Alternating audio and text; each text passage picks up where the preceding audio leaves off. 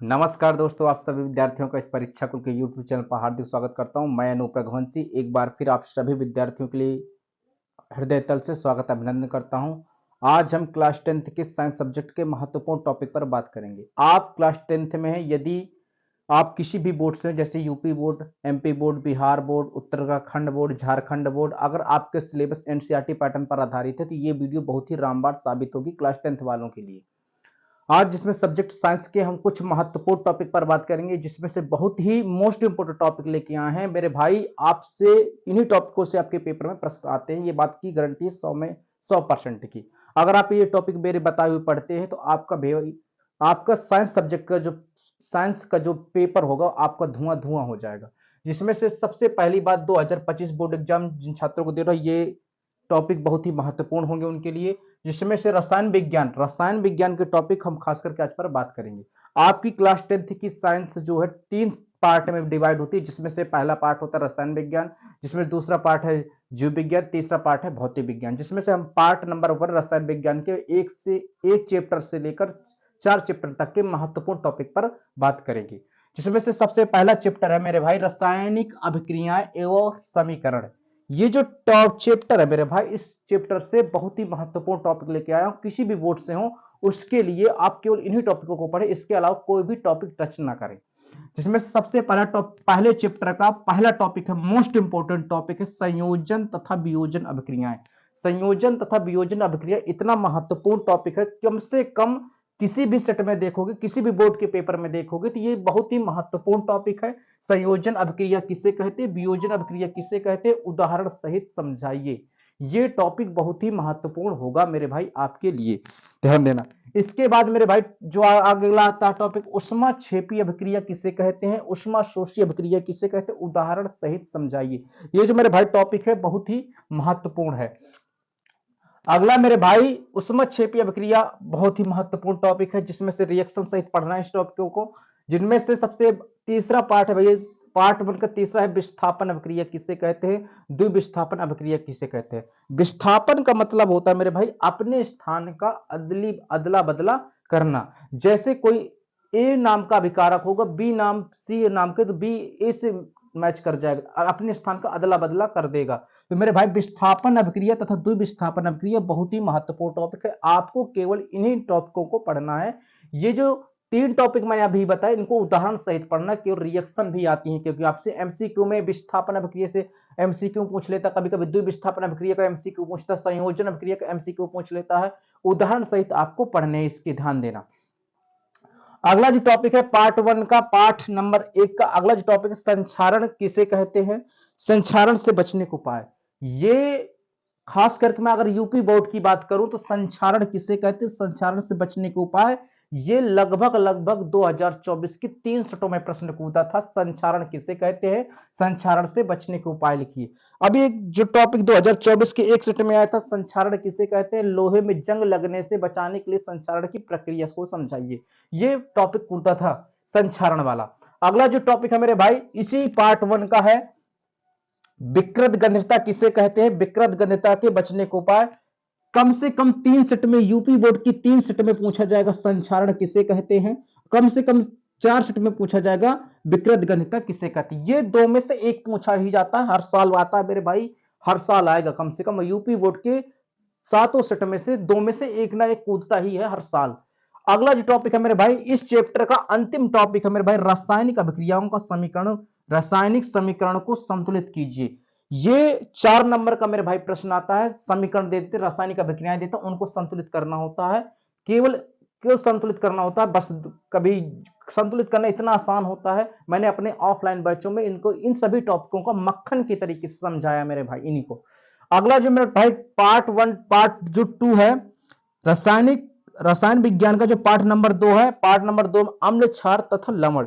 ये चैप्टर मेरे भाई, इससे सबसे पहली बात है कि यूपी बोर्ड में इस चैप्टर से कम 6 नंबर का प्रश्न पूछेगा।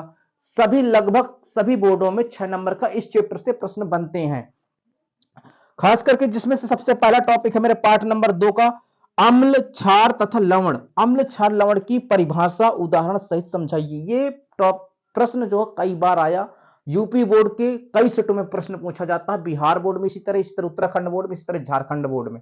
अम्ल क्षार लवण की परिभाषा और उदाहरण सहित समझाइए। ये प्रश्न कई बार आए, अम्ल और क्षार किसे कहते हैं, ये भी पूछ लेता है। ये इससे एमसीक्यू भी बनते हैं मेरे भाई।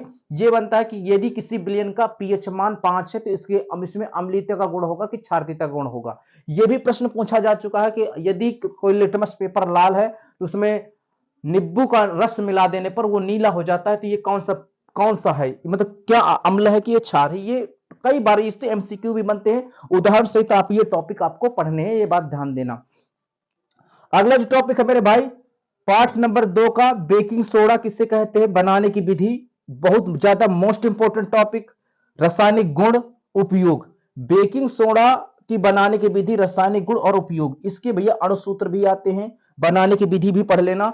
और मेरे भाई उपयोग, खास करके उपयोग पर ज्यादा ध्यान देना। यूपी बोर्ड के कम से कम 2 से 3 सेटों में 2024 में पूछा गया था, बेकिंग सोडा का 2 उपयोग लिखिए, 2 नंबर का प्रश्न आया था। अगर मेरे भाई से रिएक्शन पूछता है, बनाने की विधि पूछता है, तो कम से कम 3 नंबर का प्रश्न बना के देगा, 6 नंबर का प्रश्न यहां से नहीं देगा। मैं बताऊंगा 6 नंबर वाला प्रश्न कहां से आएगा। अगला जो टॉपिक है पार्ट नंबर 2 का मेरे, धामन सोडा किसे कहते हैं, बनाने की विधि लिखिए, रासायनिक गुण लिखिए एवं उपयोग समझाइए। इसके धामन सोडा का बनाने की विधि बहुत ज्यादा रिएक्शन इंपॉर्टेंट है, बहुत ही महत्वपूर्ण है, रिएक्शन पढ़ना है आपको, और बनाने की विधि और रासायनिक गुण, धामन सोडा से रासायनिक गुण भी पढ़ना, इसकी रिएक्शन बहुत आती हैं। और मेरे भाई उपयोग, बेकिंग सोडा और धामन सोडा के उपयोग कम से कम 2-2, 3-3 उपयोग पढ़ना है आपको, कम से कम 2-2, 3-3 लर्न होने चाहिए, क्योंकि 2 नंबर से ज्यादा का नहीं पूछता। अगला जो टॉपिक है मेरे भाई, मैंने कहा था आपसे भी कि यूपी बोर्ड के 6 नंबर का प्रश्न आता है इस चैप्टर से, लगभग सभी बोर्डों में ऐसा ही होता है। तो मेरे भाई प्लास्टर ऑफ पेरिस, ये 6 नंबर का प्रश्न है, 6 नंबर, इसकी बनाने की विधि आएगी। प्लास्टर ऑफ पेरिस की बनाने की विधि लिखिए, भौतिक गुण लिखिए, रासायनिक गुण लिखिए, उपयोग लिखिए। ये बहुत ही महत्वपूर्ण टॉपिक है। इसका प्लास्टर ऑफ पेरिस में आपको मैंने बताया होगा, प्लास्टर ऑफ पेरिस खास करके जब जल से क्रिया कराते हैं, तो जब जल से क्रिया कराते हैं तो भैया प्लास्टर ऑफ पेरिस के उत्पाद प्राप्त होता है। तो मेरे भाई ये प्लास्टर ऑफ पीओपी के नाम से भी जाना जाता है, ध्यान देना, पीओपी पुट्टी जिसे कहते हैं।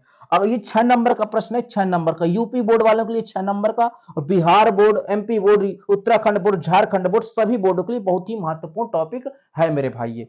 अगला जो टॉपिक है 6 नंबर की लायक प्रश्न है, व्यंजक चूर्ण किसे कहते हैं, बनाने की विधि लिखिए, भौतिक गुण, रासायनिक गुण। व्यंजक चूर्ण most important topic, UP board वालों के लिए 6 नंबर का प्रश्न होता है, Bihar board, MP board, Jharkhand board, Uttarakhand board, इन सभी बोर्डों के लिए बहुत ही महत्वपूर्ण टॉपिक है। व्यंजक चूर्ण किसे कहते हैं, बनाने की विधि, भौतिक गुण, उपयोग और इसके उपयोग, रासायनिक गुण, खास करके रासायनिक गुण और उसके उपयोग। पिछले साल 2024 के बोर्ड एग्जाम में प्लास्टर ऑफ पेरिस के कम से कम 2 सेट में पूछा गया, 2 उपयोग लिखिए। व्यंजक चूर्ण की कम से कम 1 सेट में आया कि उपयोग लिखिए। उपयोग पर विशेष करके ध्यान दे मेरे भाई, ये 6 नंबर का प्रश्न है, व्यंजक चूर्ण भी 6 नंबर का प्रश्न है। आपको मेरे भाई यहां से 6-6 नंबर पक्के हो गए। एक 6 नंबर का प्रश्न आता, मैं आपको 4 प्रश्न ऐसे बताऊंगा जिसमें से रखा ही होगा यूपी बोर्ड के कम से कम 7 सेट में से 7 सेट यही आएंगे, अन्यथा इसके अलावा कोई भी प्रश्न नहीं आएगा। अगला जो है पाठ नंबर 2 का अंतिम टॉपिक है मेरे भाई, दैनिक जीवन में पीएच का महत्व। दैनिक जीवन में पीएच का महत्व किसे लिखिए, 4 नंबर का प्रश्न आता है कि पीएच मान किसे कहते हैं, दैनिक जीवन में पीएच के महत्व को समझाइए तथा इसके उपयोग लिखिए। अभी एक बार 2024 की एक सेट में आया, यदि मुंह का पीएच मान इतना होता है तो दांत छह होने की क्रिया विधि, ऐसे एक प्रश्न बन के आया था 2024 में दैनिक जीवन में। अगला मेरे भाई जो इस टॉपिक का उदासीनीकरण अभिक्रिया, इस चैप्टर की महत्वपूर्ण अभिक्रिया है, उदासीनीकरण अभिक्रिया किसे कहते हैं, उदाहरण सहित पढ़िए। यह अभिक्रिया बहुत ही महत्वपूर्ण टॉपिक है। और इस चैप्टर की अंतिम जो अभिक्रिया है मेरे भाई, क्लोरल क्षार अभिक्रिया किसे कहते हैं। मैं पूरे चैप्टर पाठ नंबर 2 से भैया मैंने इतने इंपॉर्टेंट टॉपिक हैं, आप सिर्फ इन्हीं को पढ़ लें, आपके कम से कम रसायन विज्ञान से यदि 20 नंबर का पेपर में आता है तो आपकी 20 में 20 आएंगी, इस बात की गारंटी है मेरे भाई। अगला जो टॉपिक आता है पाठ नंबर 3, धातु तथा धातु।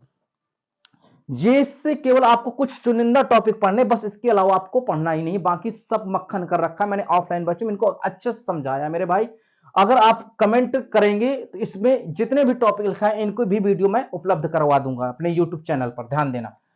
सबसे पहला टॉपिक है धातु और अधातु में, सबसे पहले धातु और अधातु में अंतर। ये प्रश्न कई बार पेपर में आया, सभी बोर्डों में आता है। धातु तथा अधातु में अंतर किसी में भौतिक गुणों के आधार पर पूछता है, किसी में रासायनिक गुणों के आधार पर पूछता है। धातु और अधातु में अंतर। तो मेरे भाई ये कम से कम अगर अंतर का प्रश्न आएगा तो कम से कम 4 नंबर का प्रश्न आएगा। अगर मेरे भाई छोटा प्रश्न अंतर देता है तो 2 नंबर का प्रश्न दे, इसके अलावा आपको नहीं टच करना। इसके बाद जो आता है मेरे भाई 6 नंबर का प्रश्न, यहां से ये बनता है। पिछले साल 2024 के 2 सेट में कूदा, धातु तथा अधातुओं के रासायनिक गुणों को समझाइए, 3-3 रासायनिक समीकरण भी दीजिए। ऐसा प्रश्न 2024 में एक बार टपक चुका एक सेट में यूपी बोर्ड के। मेरे भाई इस साल भी खूब उम्मीद है, काफी अच्छा टॉपिक है, काफी हद तक 100 में से 100% आएगा। इस बार भी कई सेटों में देखने को मिलेगा। अगला जो टॉपिक है भैया, विद्युत रासायनिक श्रेणी किसे कहते हैं, अनुप्रयोग समझाइए। विद्युत रासायनिक श्रेणी मोस्ट इंपोर्टेंट टॉपिक है, इससे आपके एमसीक्यू भी बनेंगे विद्युत रासायनिक श्रेणी के, और 4 नंबर का प्रश्न बनेगा। हो संभवतः हो सके तो 6 नंबर का, इसके अलावा नहीं बनेगा। किसी किसी सेट में 6 नंबर का प्रश्न बने, अन्यथा नहीं बनेगा। अगले भैया कुछ जो पाठ नंबर 3 के कुछ महत्वपूर्ण बिंदु है, जिसमें से आपको कुछ रिएक्शन पढ़नी होती है, कुछ परिभाषाएं पढ़नी होती हैं, जिसमें से सबसे पहले उभय धर्मी ऑक्साइड की परिभाषा आती है। ये बहुत ही महत्वपूर्ण है। आघात वर्धनीयता की परिभाषा पढ़नी है, किसे कहते हैं। छोटे 2-2 नंबर के प्रश्न पूछे जाते हैं। तन्यता किसे कहते हैं। और इसमें मेरे भाई किसी भी तत्व का परमाणु क्रमांक, इस चैप्टर को अगर आप टच करते हैं तो परमाणु क्रमांक कम से कम आपको 1 से 30 तक के तत्वों का याद होना चाहिए, और इलेक्ट्रॉनिक विन्यास निकालना आना चाहिए। ये 2023 के कम से कम 3 सेटों में से और 2024 के 2 सेटों में से इलेक्ट्रॉन बिंदु की संरचना पूछा गया 2024 के बोर्ड एग्जामों में, यूपी बोर्ड के खास करके। आप भैया इसी तरह एमपी बोर्ड में भी पूछते हैं, इस तरह बिहार बोर्ड में, इसी तरह झारखंड बोर्ड में। तो भैया इलेक्ट्रॉन बिंदु की संरचना पर विशेष करके ध्यान देना। तो अगला वही टॉपिक है पार्ट नंबर 3 का, भर्जन किसे कहते हैं। भर्जन पर संक्षिप्त टिप्पणी लिखिए, उदाहरण सहित पूछा जाता है। जब भी पूछा गया तो उदाहरण सहित आपको उदाहरण लिखना आना चाहिए, उदाहरण रिएक्शन समझानी चाहिए आपको। निष्ठापन किसे कहते हैं, प्रगलन किसे कहते हैं, इन पर टिप्पणी पूछेगा। 2-2 नंबर की पूछता है, ज्यादा नहीं, 2-2 नंबर के। ये कई बार आ चुका है। भर्जन पर टिप्पणी लिखिए 2 नंबर की, कई बार आ चुका है। निष्ठापन पर टिप्पणी लिखिए 2 नंबर की, प्रगलन पर टिप्पणी लिखिए 2 नंबर। कई बार पेपर में आया यूपी बोर्ड के, कई बार सेटों में आया ऐसा।